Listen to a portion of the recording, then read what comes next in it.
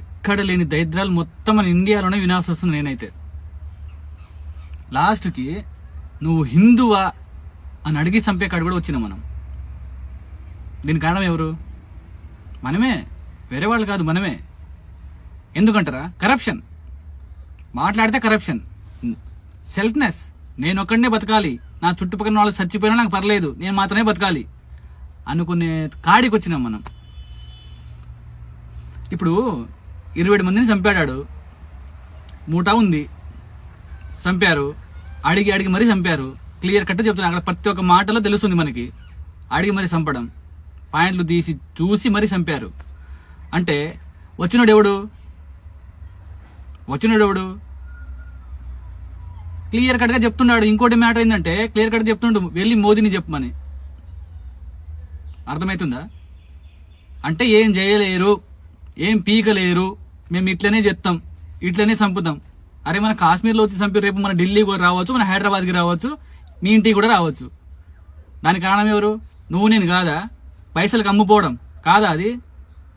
అరే ఆడదాకేందుకు, రేపు నీకు 10 లక్షలు ఇస్తాం, మీ అమ్మని చంపేయమంటే చంపేస్తావు నువ్వు, అంతేగా.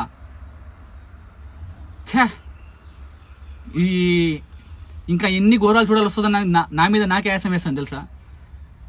పక్కనూరు నుంచి రాడు, మనలో నుంచే వస్తాడు. వాళ్ళు మన పాకిస్తాన్ నుంచి వచ్చిర్రా మనకి చంపడానికి? ఏం మా గేట్లు లేవా? మేము లేమా ఆడ? మేము కాపులు కాస్తున్నాంగా. ఎక్కడి నుంచి వచ్చినాడు?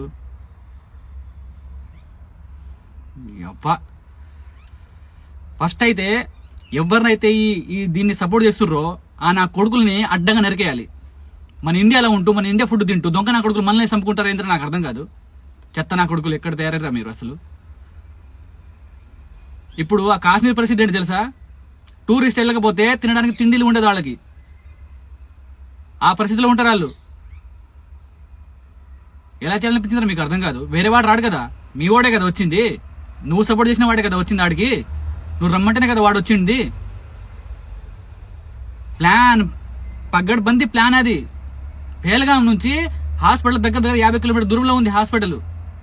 ఇక్కడ మనం ప్లాన్ చేస్తే, ఇక్కడ మనం చంపితే మనకు అడిగేవాడు ఉండడు, మనకు దిక్కు లేదు, అంత దూరంలో ఉంది అని చెప్పేసి పగడబంది ప్లాన్తో చేసిన కుట్ర అది. పరాయి దేశం నుంచి వచ్చి మన ఇండియాలో తిరిగి చూసి చెయ్యడు, మనలో ఉండి మనమే సపోర్ట్ చేస్తాం వాళ్ళని. సిగ్గులేని బతుకులు మనకి తెలుసా? ఘోరం కోపం వస్తుంది నాకైతే. వీడియో చేద్దాం అని చెప్పేసి నేను సైలెంట్గా ఉన్నా. ఎందుకులే ఇంత దారుణంగా ఒడిగడతారు, ఎందుకులే అని చెప్పేసి నేను సైలెంట్గా ఉన్నా. కానీ నా వల్ల కావట్లేదు.